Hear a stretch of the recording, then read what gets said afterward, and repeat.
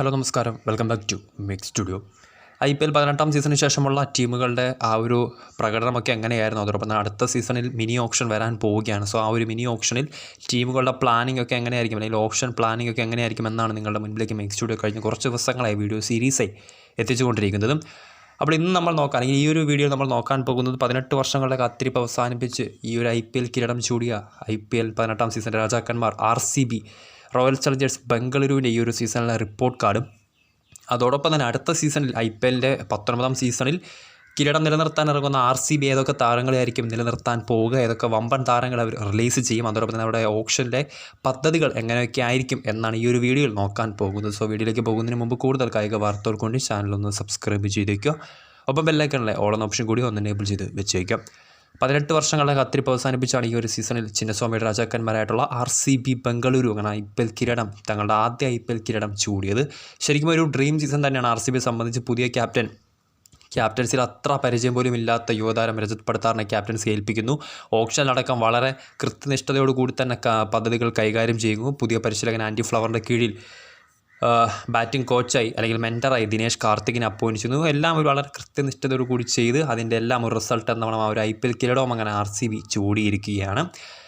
ഈ സീസണിൽ ലീഗ് സ്റ്റേജിൽ 2-ാം സ്ഥാനത്തായിരുന്നു RCB ഫിനിഷ് ചെയ്തത്. 14 മത്സരങ്ങളിൽ 9 വിജയവും 4 പരാജയം ഉൾപ്പെടെ ഒരു മത്സരം ഉപേക്ഷിച്ചപ്പോൾ 19 പോയിൻറ്റുമായി വളരെ മികച്ച നെറ്റ് റൺ റേറ്റോട് കൂടി തന്നെയാണ് ഇത്തവണ RCB അങ്ങനെ ലീഗ് സ്റ്റേജ് അവസാനിച്ചപ്പോൾ 2-ാം സ്ഥാനത്ത് ഫിനിഷ് ചെയ്തത്.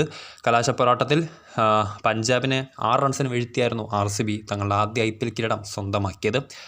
ഈ ഒരു സീസൺ RCBയുടെ റിപ്പോർട്ട് കാർഡ് നോക്കുകയാണെങ്കിൽ ഏറ്റവും കൂടുതൽ റൺസ് നേടിയത് മറ്റാരുമല്ല, വിരാട് കോഹ്ലി. സ്റ്റാർ ബാറ്റർ 657 റൺസാണ് ഈ ഒരു സീസണിൽ RCBക്ക് വേണ്ടി നേടിയത്.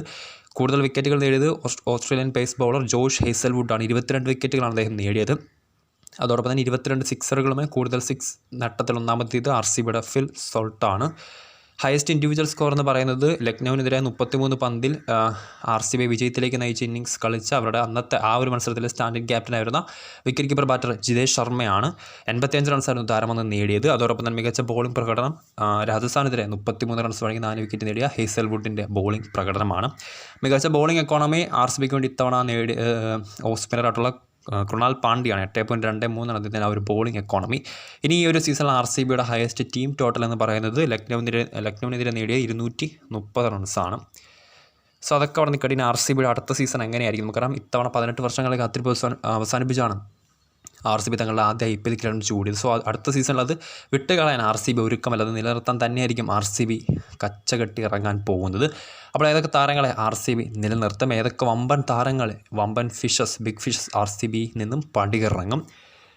RCB നിലനിർത്താൻ സാധ്യതയുള്ള 8 താരങ്ങൾ നോക്കുകയാണെങ്കിൽ സ്വാഭാവികമായിട്ടും ആ ഒരു ബാറ്റിംഗ് കോർ അതുപോലെ തന്നെ RCB മെയിൻറ്റെയിൻ ചെയ്യും. Virat Kohli, Phil Salt opening സെക്കം, 1 ക്യാപ്റ്റൻ രജത് പടിത്താർ, 4-ാം നമ്പറിൽ വിക്കറ്റ് കീപ്പർ ബാറ്റർ ജിതേഷ് ശർമ്മയും പിന്നെ ടിം ഡേവിഡും അടങ്ങുന്ന ആ ഒരു ബാറ്റിംഗ് ഓർഡർ അതുപോലെ തന്നെ മെയിൻറ്റെയിൻ ചെയ്യും RCB. അങ്ങനെയാണെങ്കിൽ ലിയാം ലിവിങ്സ്റ്റൺ അടക്കമുള്ള താരങ്ങൾ, ദേവദത്ത് പടിക്കൽ അടക്കമുള്ള താരങ്ങളെ RCB റിലീസ് ചെയ്യാൻ സാധ്യതയുണ്ട്. പിന്നെ ഒരു ഓൾറൗണ്ടറായിട്ട് കൃണാൽ പാണ്ഡ്യയെ RCB റീറ്റെയിൻ ചെയ്യും. പിന്നീട് പേസ് ബോൾ അല്ലെങ്കിൽ അവരുടെ ബോളിങ്ങിലേക്ക് വരുവാണെങ്കിൽ ബോളിങ്ങിൽ ഭുവനേശ്വർ കുമാറിനെ അടക്കം RCB നിലനിർത്താനുള്ള സാധ്യത കുറവാണ്. ഭുവനേശ്വർ കുമാർ ഈ ഒരു സീസണിൽ വിക്കറ്റുകൾ നേടിയിട്ടുണ്ടെങ്കിൽ പോലും വളരെ എക്സ്പെൻസീവ് ആയിട്ടുള്ള ബോളറായിരുന്നു ഭുവനേശ്വർ കുമാർ. ഡെത്ത് ഓവറുകളടക്കം വളരെ മികച്ച അല്ലെങ്കിൽ വളരെ മോശമായ രീതിയിൽ തന്നെയായിരുന്നു ഭൂവി റൺസുകൾ വിട്ടുകൊടുത്തത്. സോ ആ ഒരു സാഹചര്യത്തിൽ ഭുവനേശ്വർ കുമാറിനെ RCB റിലീസ് ചെയ്യും. അങ്ങനെയാണെങ്കിൽ ബോളിംഗ് ഡിപ്പാർട്ട്മെൻറ്റിൽ ജോഷ് ഹേസൽവുഡിനെയും യഷ് ദയാലിനെയും മാത്രമായിരിക്കും RCB നിലനിർത്താൻ സാധ്യത. സോ ഇതാണ് RCBയുടെ ഒരു പ്രോബബിൾ 8 പ്ലെയേഴ്സ് റിട്ടൻഷൻ ലിസ്റ്റ്.